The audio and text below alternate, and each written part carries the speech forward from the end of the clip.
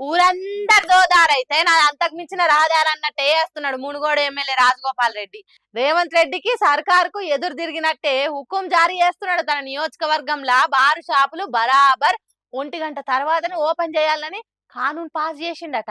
అంతేకాదు మాపటిలే 6 గంటల తర్వాతనే పర్మిట్ రూమ్లకు పర్మిషన్ ఇవ్వాలని చెప్పిండ్రట. ఏ బారు షాపోలన్నా కాదని కానూన్ పాటించకపోతే మంచిగా ఉండదని వార్నింగ్ ఇచ్చినంత పని చేసిండట.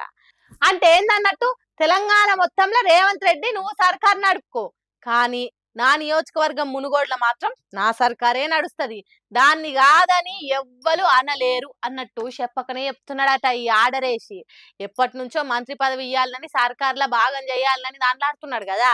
అయినా రేవంత్ రెడ్డి సర్కారు లెక్క చేయకపోయేసరికి కాంగ్రెస్ సర్కారుకు అడ్డంగా కాలడ్డం పెట్టినట్టు చేస్తున్నాడు. సర్కారుకు ఎక్కువ శాతం ఆదాయము మందు షాపుల నుంచే వస్తుంది. అసలు బార్ షాపులను బాగా నడవకుండా చేస్తే రేవంత్ రెడ్డి సర్కార్ దిగి వచ్చి మంత్రి పదవి ఇస్తుంది కావచ్చు అనుకున్నాడో, లేకుంటే మునుగోడు నియోజకవర్గం ప్రజల ఆరోగ్యాలు కాపాడే తానికి బార్ షాపులు బార్ల తెరవద్దని ఈ రూల్ తీసుకొచ్చిండో మన తెలియదు. కానీ వైన్ షాప్ ఓనర్లు నెత్తి నోరు కొట్టుకునేటట్టు చేస్తున్నాడు. అటు సర్కార్కు ఇటు ఎమ్మెల్యేకి నడుమ వాళ్ళు ఏం చేస్తారో ఏమో పోన్రి.